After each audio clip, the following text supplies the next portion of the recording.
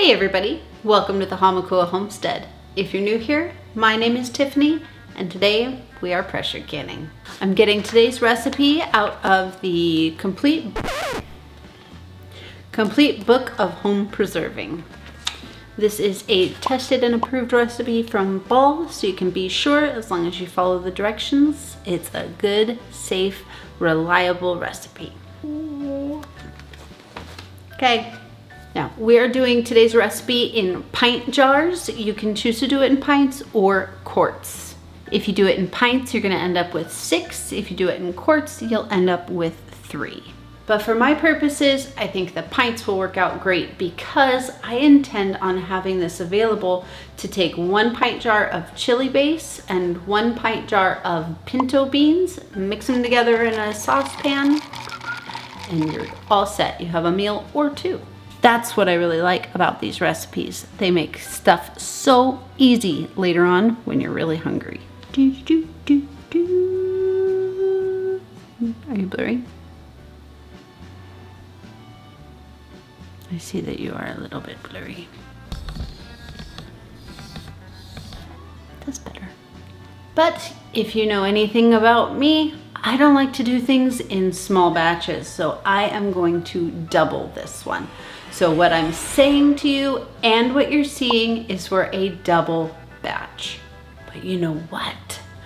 That means I have to use 2 canners because they can fit 9 pint jars in my canner, but I'm gonna end up with 12 probably, and so I have to use 2. I have a new canner. Ooh. I haven't even opened the box yet. Winning. That's winning because now I'm gonna be able to show you guys how to use your All-American canner and your Presto canner. So that'll be pretty cool, be able to know the differences. And then maybe if you're thinking about purchasing a canner, then you'll be able to see a little bit of the pros and cons of both, and then maybe you'll be able to make a more educated decision for your own choices. For your double recipe, you're gonna start out with 10 pounds of ground beef. You'll probably notice how lean my beef is. This beef came from a 6 or 7-year-old bull that we butchered not too long ago. I will link the video for that down below of our slaughtering of that guy. But that means it is extra lean. So I might have to add a little bit of fat otherwise, just to brown it properly. We'll see when we actually get there to the process.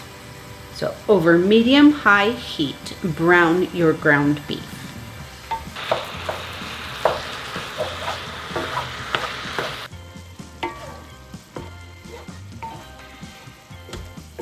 Drain off the fat. Unless you're me and you have a bowl, then you don't need to.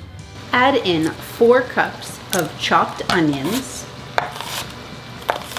and 4 cloves of minced garlic.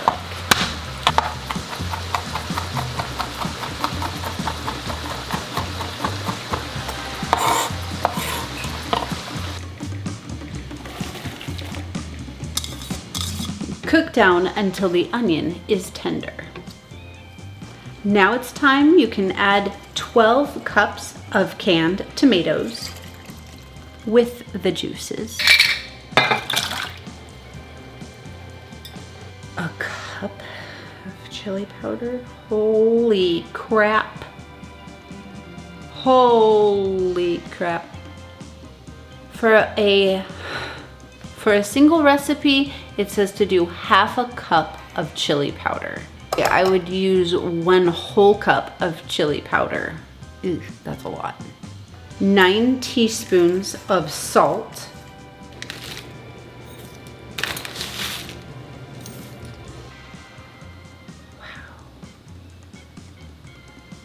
Just seems like a lot. It seems like a lot. Like a lot.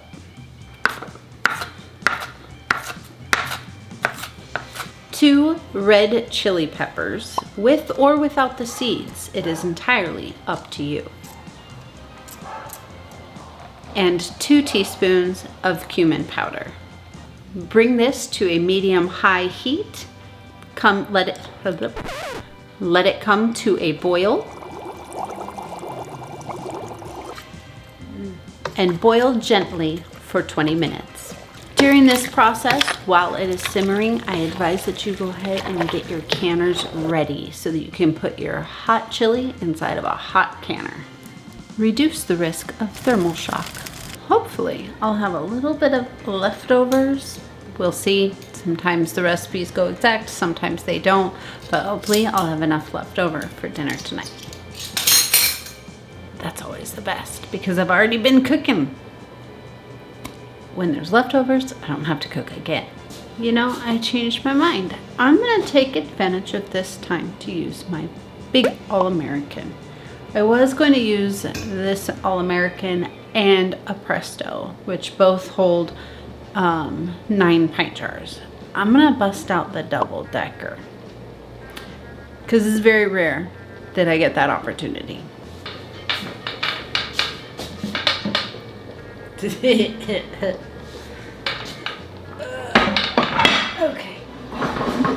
it's kind of big. I'm gonna make sure the greases are sided. The sides are greased. I gotta make sure everything's all good. Do a full check because I haven't used this in a while. Got our racks, 2 racks.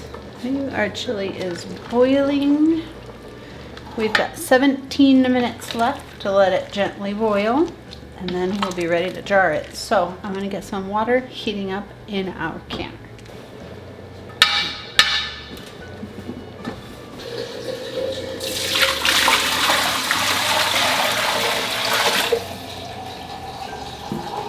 So I don't know the names of these, like a 921. I guess I kind of do. Do I? I'm not sure. I think this is 928. It's a big boy. I've used it for broth a couple of times because you can double stack quart jars in this. And I don't know of any other ones that you can. But, and that's the good part about it. The bad part about it is that it takes forever to come up to heat and then up to pressure, and then it takes forever and a day to come back down from pressure so you can open it and take your jars out. Forever. But today, it's early in the day and I don't have too much going on. I don't think it's gonna interfere with anything else, so we'll give it a try. We're gonna double stack our pint jars in this guy. I really wanna taste it. It smells so good. Like so good. It's exciting.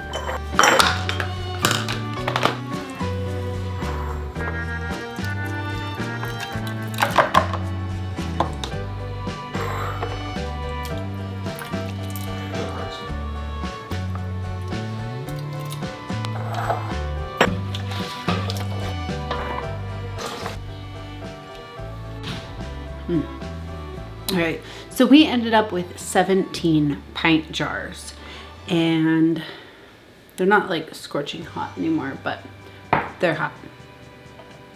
But we have a little bit left over for a taste test. And I'm not gonna lie, I already just had a bite and it's delicious. Ooh, look at that. It's gorgeous, it's gorgeous.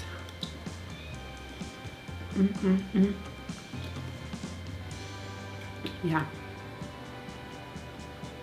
it's phenomenal, to be honest with you. The jalapeno and the chili powder gives it that little bit of, I wouldn't even call it spice just yet. It's almost spice, but it's kind of not.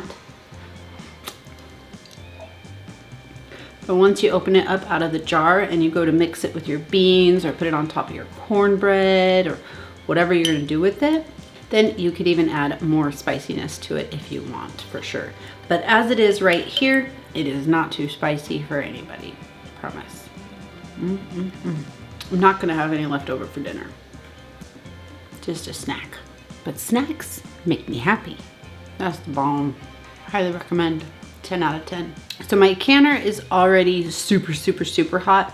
So I turned the heat off for a short time just while we clean our rims because my jars are not scorching hot anymore. So I don't want to risk thermal shock. So we are going to use white distilled vinegar and a paper towel to clean our rims. We don't want anything getting in the way of a good seal.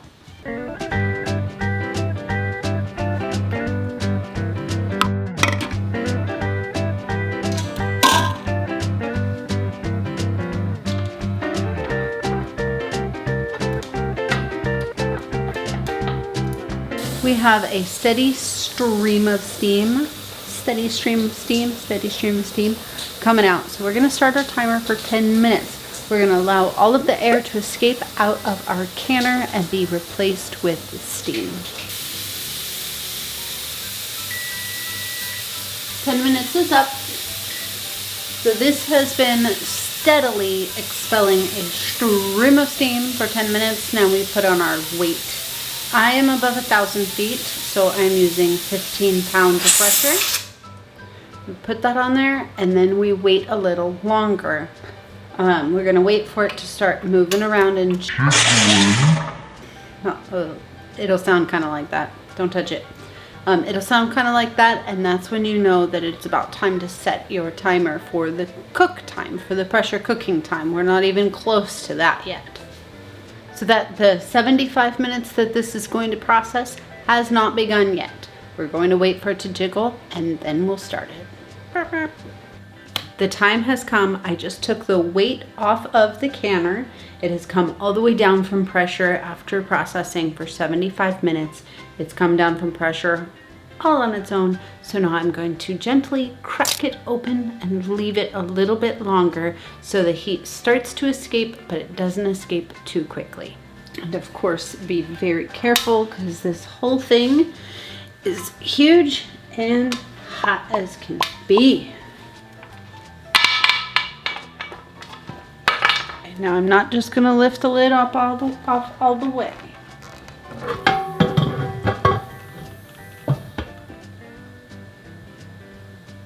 Kind of leave it cracked open a little bit for 5 to 10 minutes.